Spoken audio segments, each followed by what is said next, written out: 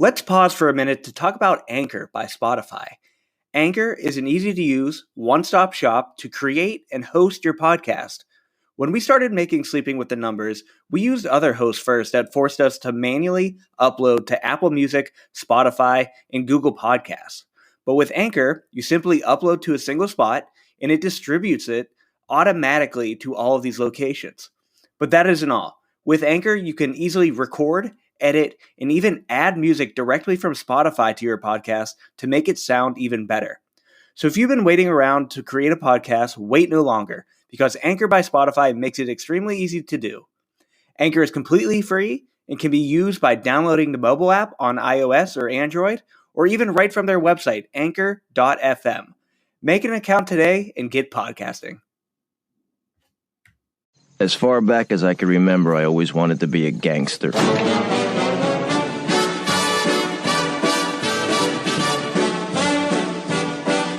All right, hey everyone, welcome into another episode of the Sleeping with the Numbers podcast. Dylan here, and I'm going to be going through the machine learning model bets, and we're going to kick it off here with question of the day. And basically, it's going to be, I know we're over halfway at this point, but we got, I believe, about 8 weeks left here in the season, and I want to review our picks we made for playoffs at the beginning of the year. And so what I did was I went to playoffpredictors.com again, and I ran through, kind of how I expect the rest of the season to go. So let's just read off the playoff picture so far. So if the season were to end today, for the AFC, the playoff teams would be the Titans, the Patriots, the Ravens, the Chiefs, the Bills, the Steelers, and the Bengals. On the NFC side on the NFC side, the teams in the playoffs are the Packers, the Cardinals, the Cowboys, the Buccaneers, the Rams, the Saints, and the Panthers. So if the season ended today, those are the teams that are going to be in. So for my predictions here for the rest of the season, I actually have these teams to make it. Let's just start with the AFC. So for the AFC, the teams I have making playoffs are going to be the Ravens, who are currently in, the Steelers, who are currently in. They're just barely making it. That tie game somehow helps them out here. The Titans, who are currently in, the Bills, who are currently in, the Patriots, who are currently in, the Chargers, who are just barely missing. So I have the Chargers. It looks like they're going to be edging out the Bengals for a wild card. The Chargers, who I have actually winning their division over the Chiefs at the moment. So that would put them as the divisional winners, and then the Chiefs would then be bumping out the Bengals for that final wild card spot, which really makes it interesting here. So the matchups, if this is how it goes, would end up being the Titans getting the bye week, Ravens and the Chiefs, Steelers against the Chargers, and then the Patriots against the Bills. So good divisional matchup there with the Pats and the Bills. So I have the Bills beating the Patriots, the Chargers beating the Steelers, and then I have the Ravens beating the Chiefs. The Chiefs kind of seem to be turning it around here, but I still have worries for them. And at this point in time, I think the Ravens really are the better team.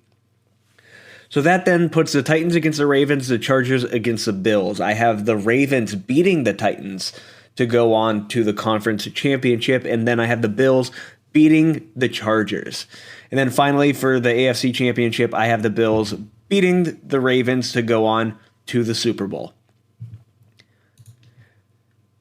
Now on the NFC side of the ball, I have the Buccaneers making it. They're currently in. The Saints somehow making it, which I know I had a bet at the beginning of the season for them not to make it, but with the way things are shaking up, kind of looks like they might be able to just sneak in there. So Saints would be making it. Dallas would be making it, who is currently already in. And then we would have the Cardinals, who are currently in, the Rams, who are currently in, and then finally... And then for the NFC North, we have the Packers and the Vikings making it in. So the Vikings would be pushing out the Panthers at the moment for that final wild card position. And then the way those matchups would line up, it'd be Cowboys with the bye. Wow, that's pretty shocking, but they have a really easy division, so I guess it makes sense.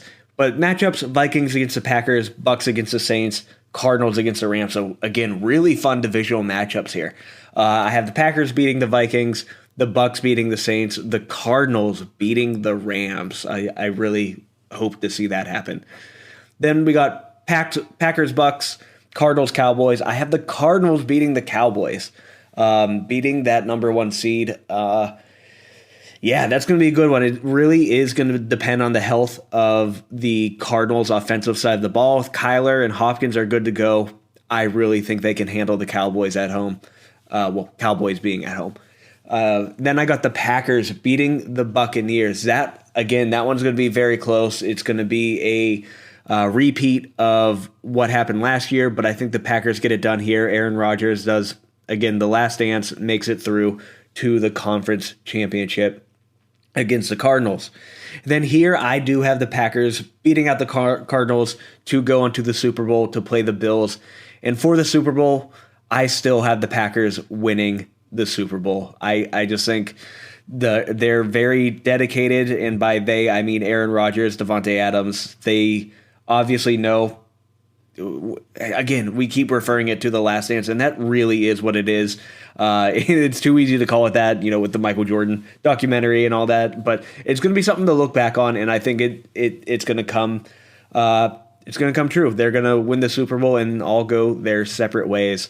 I would like to see the Bills win the Super Bowl, but I think the Packers can get it done here.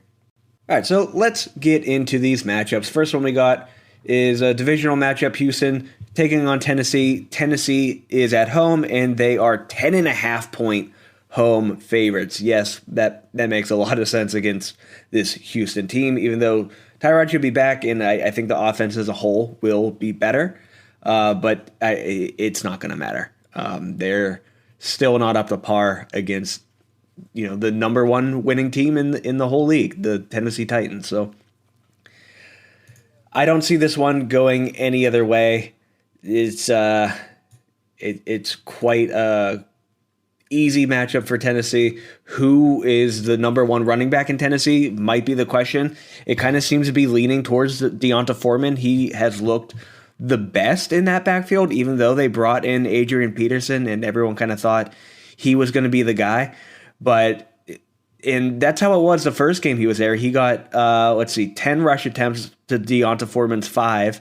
But last week, he only got 8 to Deonta Foreman's 11. So I really don't know how that shakes out, especially for fantasy. If you have to play either one of those guys, that is quite rough, even though they have a good matchup. Houston's allowing the 10th most fantasy points to running backs. So if you pick right, that's going to work out pretty well, especially in DFS. Both of these guys are likely very cheap. Let's take a look at the prices here real quick. Deonta Foreman is going to end up being... so looking at the prices of these guys on DraftKings, Deonta Foreman is $4,900 to AP at $4,800. So really not any price difference there. $100 really isn't going to make or break your decision, I would think. But if you get it right, I imagine you'll do pretty well. I don't think either of these guys will be pretty high owned, but both of them have a decent amount of touchdown upside if you end up, again, picking correctly. So going through the model is going to take Tennessee to win and cover. And again, we're going to be making our picks here as well. Pat's not here, but he did message me his picks. He is also going to take Tennessee to win and cover, and I have to agree with both him and the model. Tennessee is going to be too much, I believe, for the Houston Texans. Their defense is basically non-existent. 10.5 points really isn't that big of a spread based on what has been happening with them.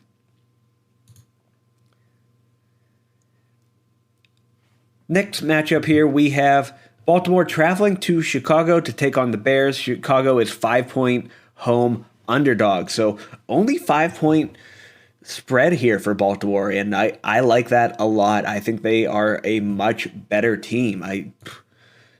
We hear Chicago and we just think their defense is incredible, but that really has not been the case here. They've given up 15th most to the quarterback, 22nd most to the running back, 5th most to the wide receiver, and really where they've been great is covering the tight end. They only give up the 27th most or 6th least, however you want to look at that.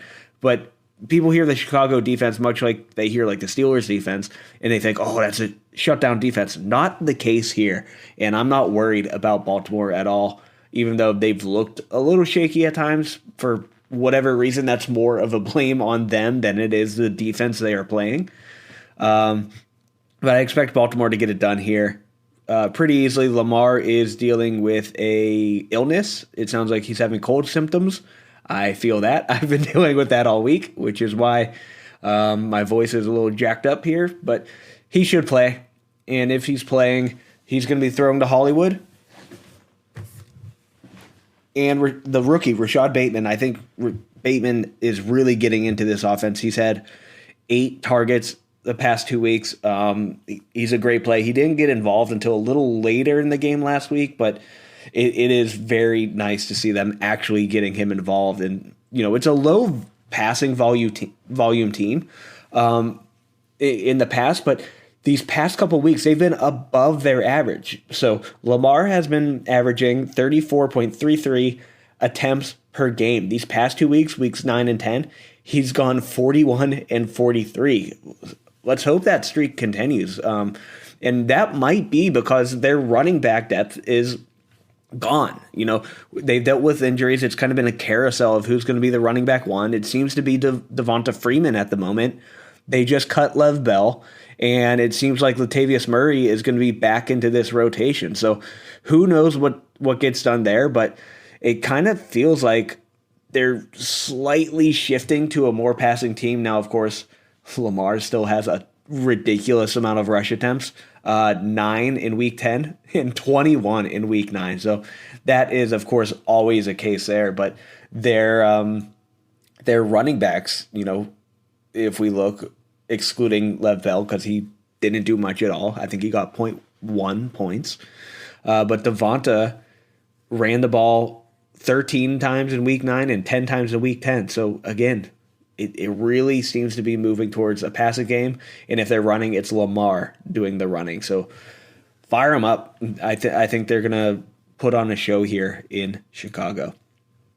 So going to the model does have Baltimore to win and cover.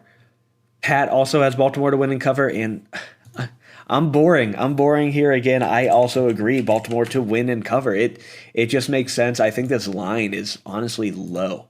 Baltimore is just a better team. Next, we have a gross divisional matchup here. Miami traveling to New York to take on the Jets. Miami is 3.5-point away favorites.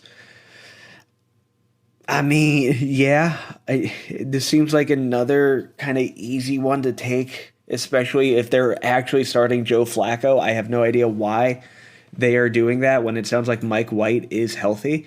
But, Joe Flacco is going to come and play here, and Miami's defense has really turned the table. We knew they were, at least personnel-wise, a very talented defense at the start of the season, and they kind of didn't live up to their name the first half of this season, but they kind of seem to be turning things around. So if you have the Miami defense, plug them in, because I imagine quite a few points here. I'm probably going to be taking Miami to cover and win here. That seems easy for me. Tua, who didn't start the game last week due to a quote-unquote injury, but came in after who was it? Jacoby looked really terrible, and Tua came in, again, quote-unquote injured, and looked good. So Tua should be starting this game. Doesn't seem like there should be any worry about the injury. Myles Gaskin has looked good as well. 20 attempts, 14 attempts rushing. But really, you want to get him involved in the passing game. In Week 9, he had 6 targets. Week 10, only 2, but still, he's kind of the only guy there. And then Jalen Waddle, again, should have a great game. He's really the only wide receiver here in Miami. Albert Wilson, I guess, has been kind of rivaling him in targets last week. Waddle had 6, Wilson had 5, but I wouldn't worry about that at all.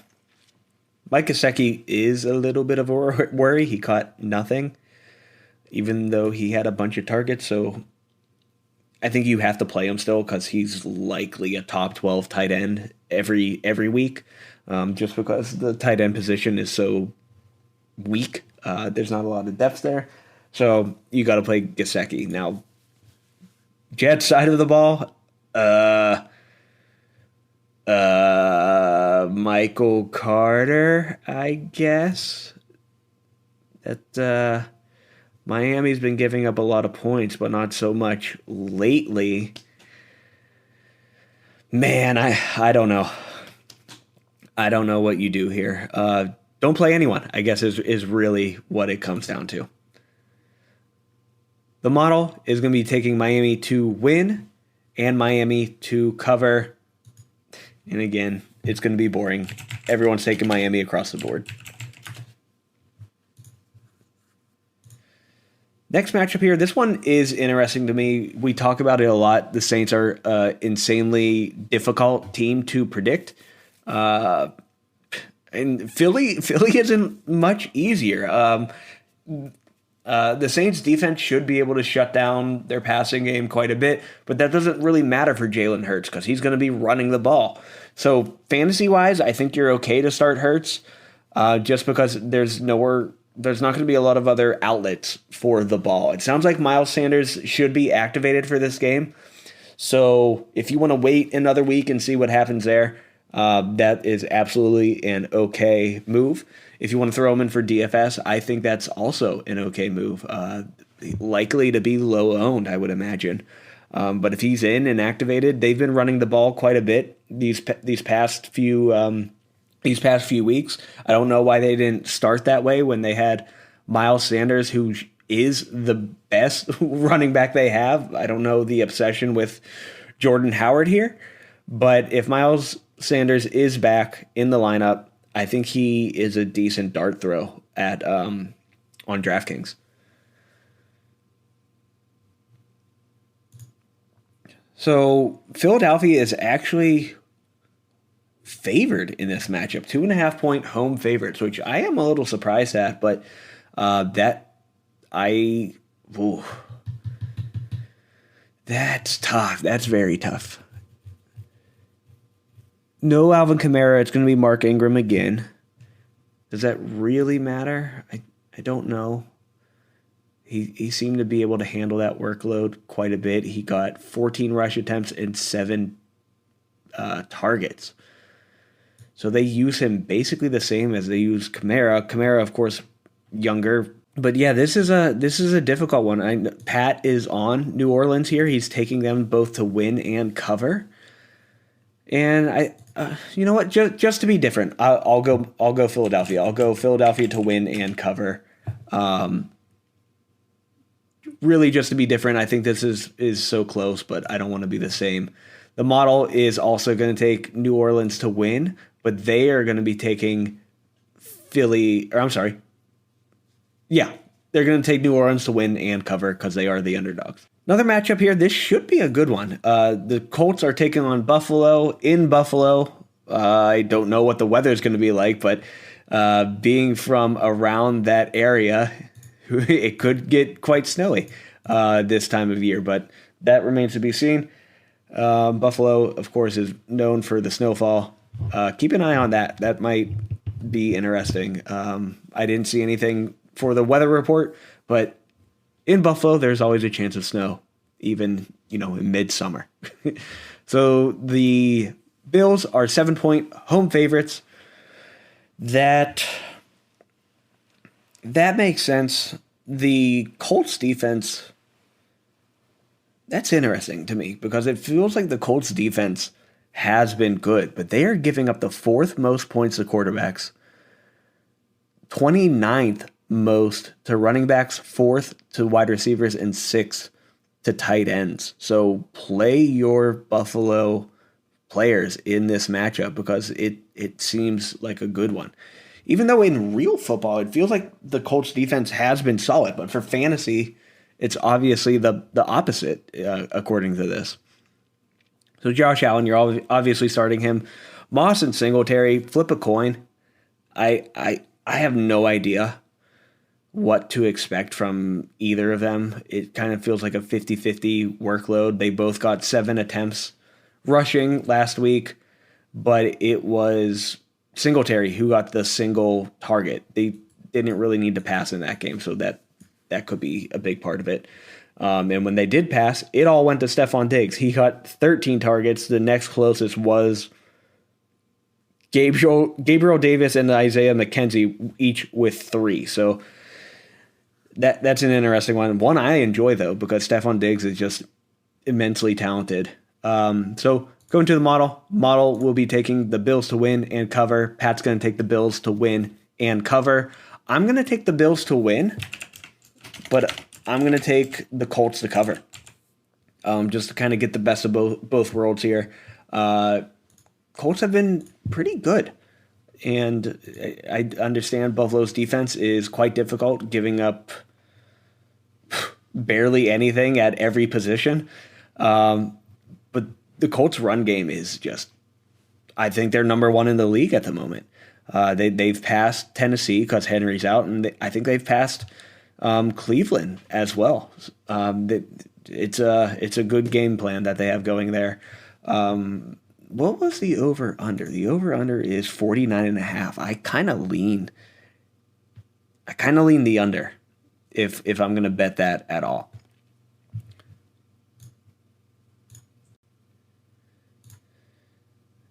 Ugh. All right, next matchup here. Detroit taking on Cleveland. Cleveland is 12-point home favorites. Yeah, that makes sense. Detroit's pretty bad, but apparently the Steelers are just as bad if they're going to fucking tie. I don't want to talk about that game. I don't want to get too much into this. Tim Boyle might be starting this game if Jared Goff can't go, which only makes things worse for them. Play the Cleveland defense. Myles Garrett is going to eat. There's really not much to talk about here. Let's just go right into the model. Model has Cleveland to win, but Detroit to cover. Pat is also going to be taking Detroit to cover with Cleveland to win. I'm going to definitely take Cleveland to win. To cover. Man, that's just so difficult. Is Chubb back? I think Chubb should be back in the lineup. It's looking that way. Dearness Johnson might get a bit of work as well.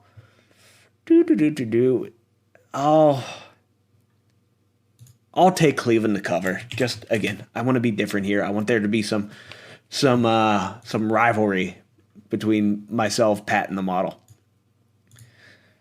Next, we got a divisional matchup. This is a fantastic one. Green Bay traveling to Minnesota to take on the Vikings. Green Bay is 1 point away favorites, which that amazes me that it's so low. I don't know if the Aaron Jones injury is what's bringing them down. I really don't know, but that's one I'm easily going to be taking Green Bay to win and cover. Nothing in my mind makes sense for why this line is so close. Minnesota has not been able to get it done. So I don't see why it's any different here. Green Bay's defense has been pretty solid. Again, quietly, because no one really hears the Green Bay name and think, oh, that's a shutdown defense. But 24th most points to the quarterback, 23rd to the running back, 26th to the wide receiver. Have been getting kind of beat at the tight end position. That they give up the 12th most points there. So this might be a game where there's a lot of points back and forth. But it really is going to be mostly Green Bay in my mind. So could be a decent game to target for DFS, maybe as a secondary stack if you're not willing to do a primary stack with Rodgers or Kirk. Even though I think both of them would probably be decently cheap in comparison to some of the other quarterbacks, especially Kirk. The model is going to be taking Green Bay to win, but Minnesota to cover. Pat is taking Green Bay to win and cover. I'm also going to be taking Green Bay to win and cover. Another matchup here, a lot of I don't want to call it bad blood. I'm sure they're not mad at each other totally, but Cam Newton's going to be getting the start here against his former coach, Rivera, here in Washington. Carolina, I believe, is going to be a favorite. Yep, Carolina, 3.5-point away favorites.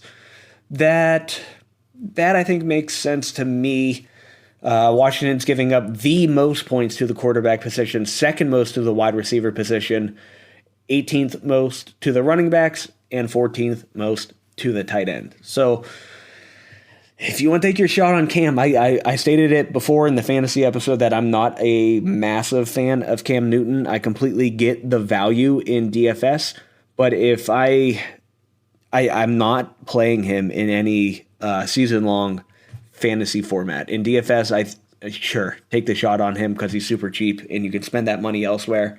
But I expect him to be very chalky because I guarantee everyone else is thinking the exact same thing. So Cam, McCaffrey, DJ Moore, they're going to stick it to Washington. I believe that their defense has not been good. It sounds like Chase Young should be out as well. So for me, I agree with all the above. I'm going to take Carolina to win and cover. Pat is going to do the exact opposite. Pat's going to take Washington to win and cover.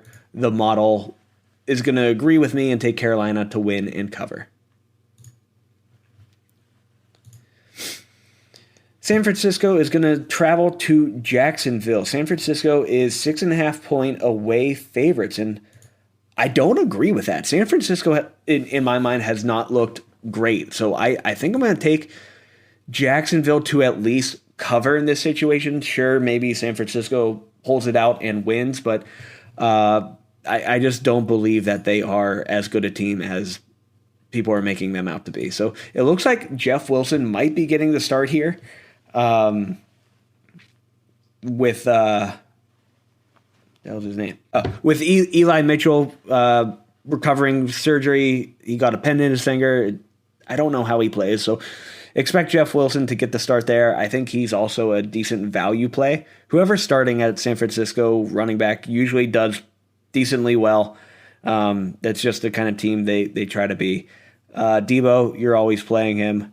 Brandon Ayuk, I would avoid that if you possibly can.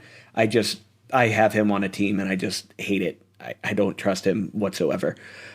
George Kittle getting back involved. He had 39% of the target share last week. So if that continues, that's going to be fantastic for him. And in terms of value, that might also be a decent play on DraftKings. So for betting, Pat is going to take San Francisco to win and cover. The model is also going to take San Francisco to win and cover.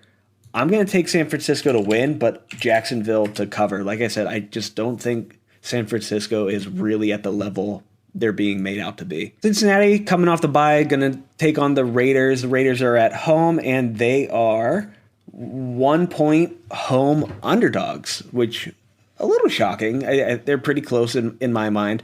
I think I'm going to take Cincinnati to win and cover here. 50-point over-under. So, again, get your pieces in this game for DFS. I think that'll be a good one.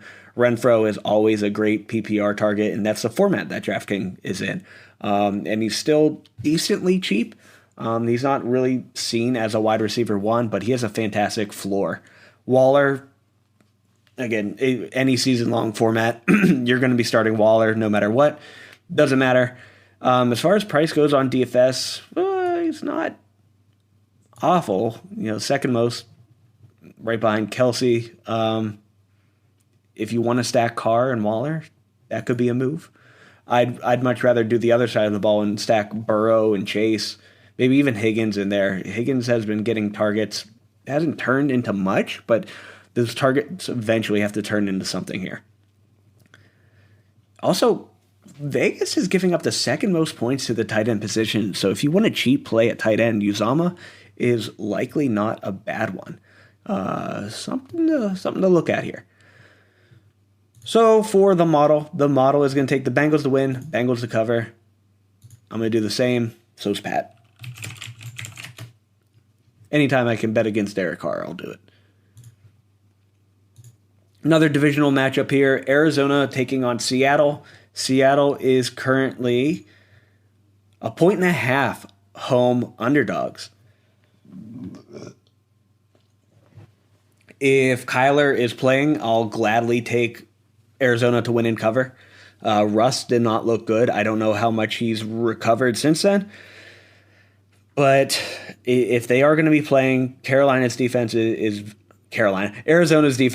very good. But they're going to have to pass the ball, I believe, in order to keep up. Only a 48-point over-under here. If Kyler's playing, I don't see why I wouldn't bet the over in this situation. If Russ can get it going to DK and Lockett, like I think they're going to have to do, last year, these games turned into massive points. So if everyone's fully healthy, playing to their ability, I don't see any reason why this game wouldn't be any different here. So again, Arizona's defense is very good. Seattle is giving up the second most points to the running back position. So James Conner, if you want to play him, that's probably a decent move. Conner still relatively cheap. If you want to pop him in there, that might be a good move, not only because Seattle's having a tough time stopping the run, but Kyler likely isn't 100%. You know, he might not be running as much as we would expect or want. So that could just mean more work for James Conner. So I'm definitely willing to put Conner in some of my lineups. Model, Cardinals to win, Cardinals to cover. I'm going to do the same. Pat is also going to do the same. Next matchup here, the highest scoring over-under of the game at 56.5 points. Dallas is going to Arrowhead to take on the Kansas City Chiefs. Chiefs are currently 2.5-point home favorites. You know, we talked about them, how they've kind of been underperforming, but they seem to get back on track last week. Andy might have gave them a swift kick in the ass to kind of get them going here. It sounds like Clyde might be coming back to play off of the IR. So that makes things a little cloudy in the running back game for Kansas City.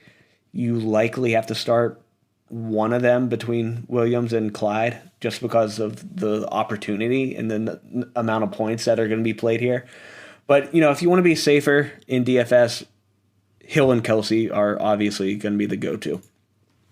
On the Dallas side of the ball, Amari Cooper is out of this game. So it's going to be CeeDee Lamb and Michael Gallup taking on the bulk of that work. Again, probably expect Gallup to be a bit more chalky with Cooper out and at his current price point. So if you want to fade that, sure, that's fine. But if you want a cheap way to get some points out of this high-scoring affair, Gallup is probably a fantastic move. So I'm going to take Kansas City to win and cover. Pat is going to do the opposite. Pat is going to take Dallas to win and cover. And then the model is going to be taking Dallas to win and cover. So going against those two here, let's see what happens. Finally, getting into the primetime games. Sunday Night Football. Pittsburgh is going to Los Angeles to take on the Chargers. Few key points here. If it is Mason Rudolph, give me the Chargers easily to win and cover. But it sounds like Ben, they're optimistic that he'll play this game. If Ben plays, this game is much closer. I still believe the Chargers get it done here. Currently, the Chargers are 5.5-point home favorites.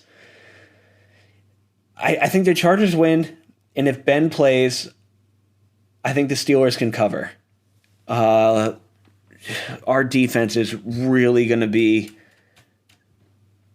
banged up here. No Watt. It sounds like Minka isn't going to be here as well. That's a rough one. Chargers are definitely a high-powered offense. Mike Williams, Keenan Allen, Austin Eckler, Justin Herbert at the head of it all. It's that makes it a bit more difficult. But Ben, again, if he comes in, I think he can cover. I think they can cover. So if Ben's playing, I'm taking Chargers to win, but Steelers to cover. The model is going to take Chargers to win, Steelers to cover. Pat's going to do the same thing. Damn. Everyone, we're all doing the same thing here. Damn it. That's fine.